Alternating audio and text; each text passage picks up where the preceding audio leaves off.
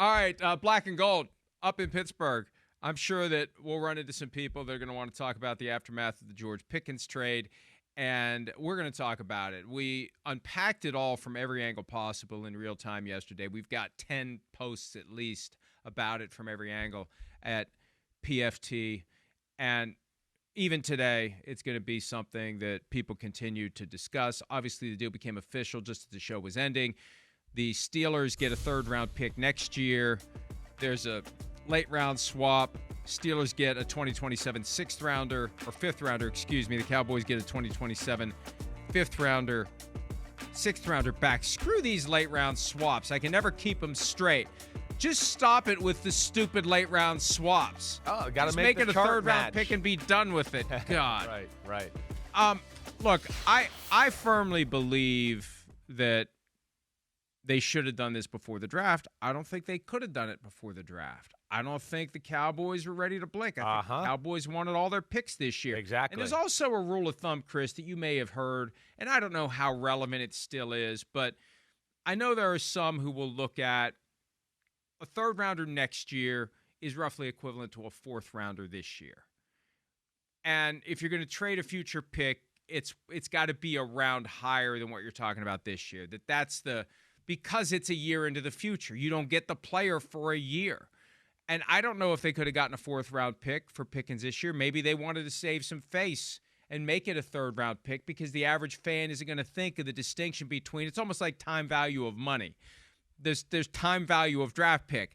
I get it now versus I get it next year. If you're going to make me wait till next year, I want a round higher. Maybe they could have gotten a fourth-round pick for him this year, and maybe they just didn't want to do it because it would look like they're admitting that they lost that transaction.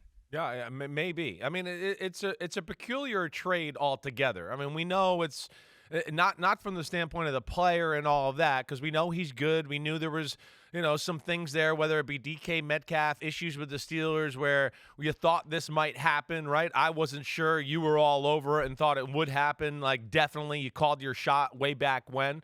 So it is that, but yet it is still a player that we know has superstar capabilities. He could be that type of guy. I mean, George Pickens has the type of talent, and he showed us moments to go, yeah, could he be a top 3, a top 5 receiver in football? Certainly, right? And I think we're all shocked by a little bit like, wait, this guy's in his prime, and this is what they got for the trade, and that happened after the draft, right? And I don't have a lot of inside info here, just texting a few people yesterday here, and this is one of those where it came up so quick. I haven't been able to talk to anybody, really get an inside story. I'll probably get it as the weekend goes on or as next week we filter into next week. But I get the feeling just a little bit from people I text that one, there wasn't like a huge market for George Pickens. It's not like the whole league was calling like, hey, we want George Pickens, we want George Pickens. It sounds like talks with Dallas were going on for quite some time, right? That along with it, like you said, I think the lack of people wanting George Pickens on the trade market and the fact that the Steelers had thrown their hands up in exhaust and are just like, hey, we're done with it. We don't want to deal with it anymore. I think the Cowboys, from what I've been led to believe, could call their shot, like you said. Like, hey, we'll take the player, but nobody else wants to take him. We'll take him, but we're going to wait till after the draft because we need these players this year right now, and we're not going to do that. And I think between that and Pittsburgh not having a lot of other options and wanting to definitely offload the player, that's why we are where we are right now, at least, a little from what I've heard, and I'm trying to connect dots and do all that type of stuff too. But I think everybody's a little bit of amazed by the trade package and all that.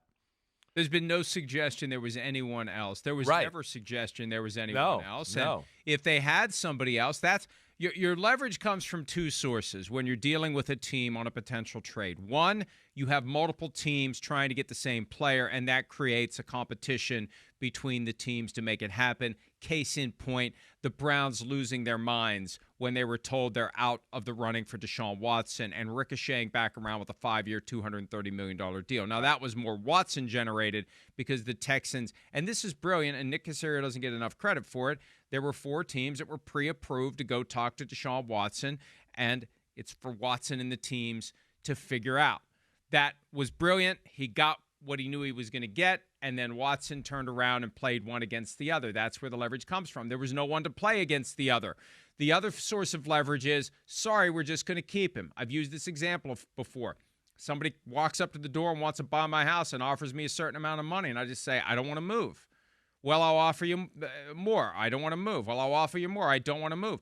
I'm not selling. I don't want to. If I'm going to keep this guy becomes the lever to get more from the other team. And I think the Cowboys realized they can't keep this guy. Yeah, right. Not with DK Metcalf, not what they paid DK Metcalf, and he's going to be second fiddle to DK Metcalf, and he needs a fresh start, and they need a fresh start. And even though the same issues are going to apply to a certain extent in Dallas because he's going to be second fiddle to CeeDee Lamb, I don't think the Cowboys are going to have the same compulsion to force feed the ball to Lamb to justify Lamb's contract in its second year. Yeah, right. Because for the Steelers, they've never done this before. Like, this is their first experiment with giving someone who's never played for them before a giant pile of money.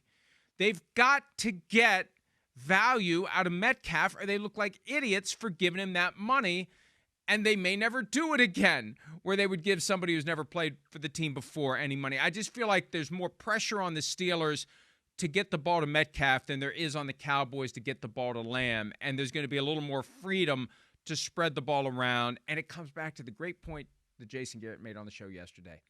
Dak Prescott, having that quarterback who's talented and who's got the personality to get along with and hold together the players. And you're not going to have guys jawing about, I was open, I want the ball. Dak's going to know how to have the right touch to keep everybody satisfied and placated with whatever they're getting. That's right. I mean, that's what is the value of having a franchise quarterback, right? It's rare that you have the awesome franchise quarterback, offense is working really well, and top receiver or whoever else, they're all bothered, right? We've seen it. There's enough examples there to go around. Every now and then we have one like that, but it's rare. Detroit's what's amazing right now. Exactly right. You have two receivers and you've got Jameson Williams, who's highly talented. He got 1,000 yards. Highly talented. Right. And he could have gotten 2,000 yards. Definitely. And Jahmyr Gibbs could have gotten 2,000 yards. But they both take a back seat to the veteran. That's right. And that's where a good offensive coordinator comes into play. It's funny you're bringing that up because I had questions about that yesterday on my podcast about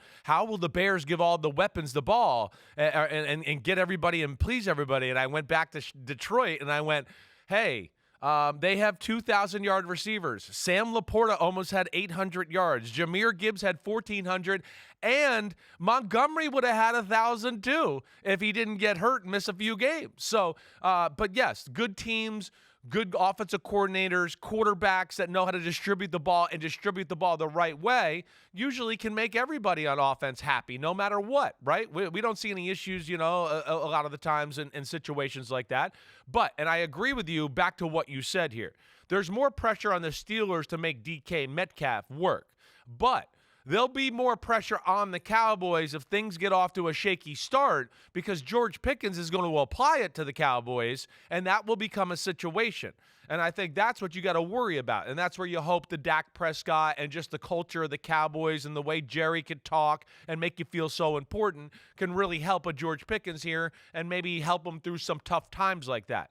But within all of that, too, here's a guy that is super talented. And the organization of the Pittsburgh Steelers said, like you said, let's bring somebody else in that we don't know. We've never really done this. Let's pay him a lot of money because we're ready to get rid of the other guy. We're exhausted of everything that comes along with him. And I think that, speaks loud to the whole situation and some of the trade leverage and everything there that you got to talk about as well. And that's the buyer beware for the Dallas Cowboys. Yeah. And they think that it's going to be different for them. Good luck. We'll see. Hi, it's Mike Florio. Thanks for watching PFT on YouTube. Hit subscribe for the latest news and analysis from Pro Football Talk.